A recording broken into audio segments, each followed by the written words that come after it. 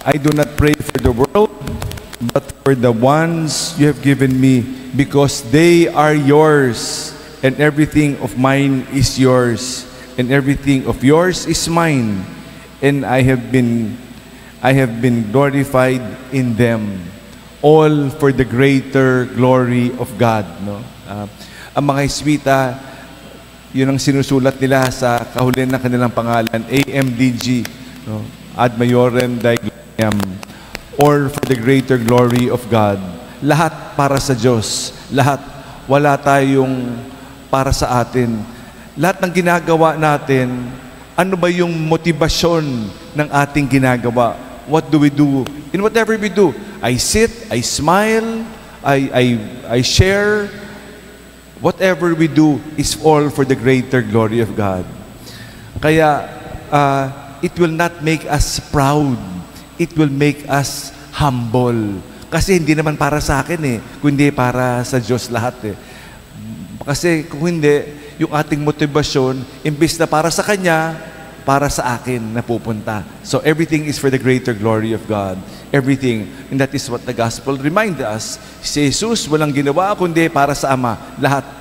At dahil dyan, siya ay pinarangalan. No? Tayo rin, because of humility, we will be honored by God. No? Kaya salamat sa Diyos. Kaya napakahalaga ng pagbibigay papuri sa Kanya. The importance of this.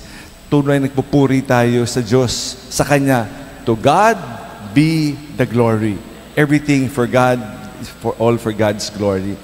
So no matter kung ano man dinadaanan natin, para sa Kanya, di ba? Dadaan ka lang dyan, sandali lang. And because it is for the greater glory of God, it is for God's greater glory, lagi tayo nasa taas, tumuturo sa taas. Hindi laging nakatungo. Laging nakatungo na lang, no? Parang nakatingin sa sarili, di ba? Parang dadasal tayo. Naku, parang we give glory to God. Ano man hirap meron yan, we do not look to ourselves. We do not implode. Parang sa loob pumuputok. We explode for the greater glory of God. So do not look down, look up. Tumingala tayo sa Kanya. Because everything is for His glory anyway. No?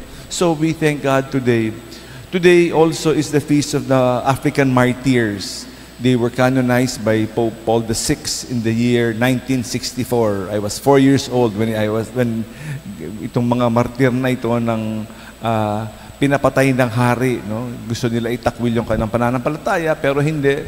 They continue to give praise and glory to God.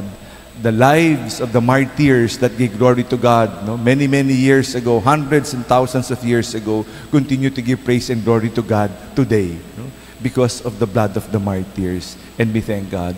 Today also is our 4th day in our Tresenario, 13 days of masses in honor of Saint Anthony of Padua. We continue to ask Him to help us to truly praise and glorify Him, to give praise to Him. Hindi nagpupuri-purian, no? Fake worship. Everything is for the greater glory of God. We pray that we may humbly honor You, not ourselves, because everything belongs to You. It is true worship, true praise, because other than that, it will go to our heads. Lalaki yung ating mga puso, ang ating mga ulo, at hindi ang ating mga puso. Salamat sa Diyos. Alleluia. Alleluia.